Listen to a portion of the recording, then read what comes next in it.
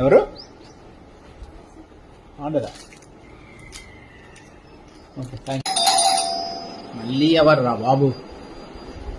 ఏంటన్నా మళ్ళీ ఆర్డరా?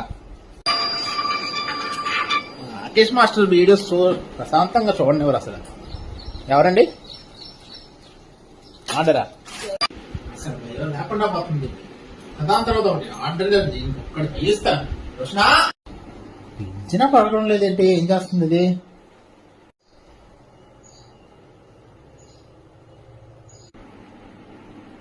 అయిపోయింది. నాకు కథం, నాకు ఇష్టం లేదు. ఎందుకంటే మొత్తం అర్థమైపోయింది. ఈ ప్రపంచంలో ఏమి లేదు.